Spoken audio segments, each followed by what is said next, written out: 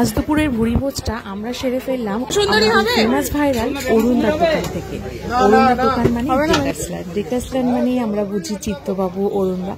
তো আজ আমরা চলে এসেছিলাম অরুণদার দোকানে দুপুরের খাবার। তো আমরা নিয়েছিলাম এক প্লেট খিচুড়ি, যদিও বা খিচুড়ির সঙ্গে এই যে পাঁচমিশালি একটা লাবড়া তরকারি, চাটনি, পাঁপড়, এগুলো কিন্তু আলাদা করে কোনো কস্টিং থাকে না, এই প্লেটের সঙ্গে একসঙ্গে থাকে। আর খিচুড়িটা নিয়েছিল হচ্ছে 50 টাকা। খিচুড়ির স্বাদের কিন্তু কোনো তুলনা হবে না, পুরো যেন মনে হচ্ছে মায়ের ভোগের যে খিচুড়ি যেমন স্বাদ হয় ঠিক তেমনি। আমি তো বারবার খাচ্ছিলাম আর বলছিলাম যে আমার খিচুড়ির স্বাদটা জাস্ট অসাম লেগেছে। থেকে যেটা ইউনিক ব্যাপার না, খিচুড়ির এটার মধ্যে কত পনিরের পিস, তার সঙ্গে সয়াবিন, তার সঙ্গে কিছু কিছু সবজিও ছিল, তাই জন্য খিচুড়ির স্বাদটাও না দারুণ ছিল। আর মিক্স ভেজিটেবলটা তার সঙ্গে যেটা ছিল তার স্বাদের তো কোনো কথাই হবে না। আমি না যখন এই খিচুড়িটা খাচ্ছিলাম আর যে দামটা ছিল মোটে 50 টাকা, সেটা খেয়ে ভাবছিলাম হয়তো আমাদের কলকাতাই হচ্ছে এমন একটা জায়গা যেখানে এত সস্তায় এত কম টাকায় মানুষ নিজের পেট ভরে কিছু খেতে পারবে।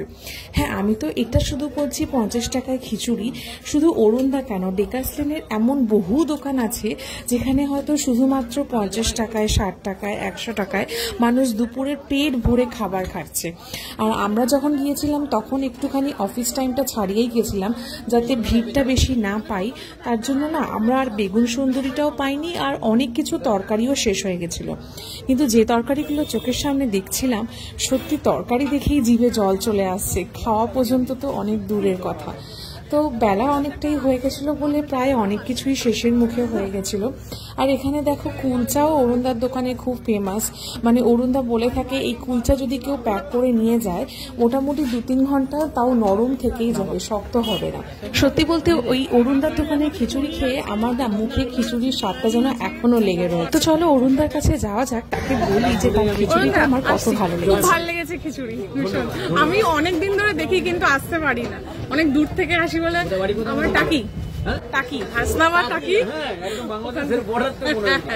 অনেকদিন ধরে ভিডিও দেখি, অনেকদিন ধরে আসার খুব ইচ্ছা ছিল, আসা সম্ভব না। সকাল সকালে শেষ হয়ে যায় না, মোটামুটি ওই অফিস টাইমের সময় শেষ হয়ে যায় না, ঠিক থাকে না। কোনোদিন ফুলকপিটাও থেকে যায়, ভর্তাতে চলে যায়, ভর্তা থেকে যায়। আচ্ছা, এই খাবার যদি প্যাকিং করে তাহলে আলাদা কোনো কস্ট আছে? কষ্টের ব্যাপার নয়, আমার যেখানে 50,000 টাকা ফেরত আমার এখানে খাবারগুলো আছে 50,000 টাকা করে পার্সেলের দাম। সত্যি মানুষটার কোনো তুলনা হবে না, এত ব্যস্ততার মধ্যে যে আমাদের এতক্ষণ সময় দিয়ে কত ভালোভাবে কথা বলেছে, সত্যি ভীষণ ভালো। অবশ্যই জানিও। আর অরুণদার দোকানে অবশ্যই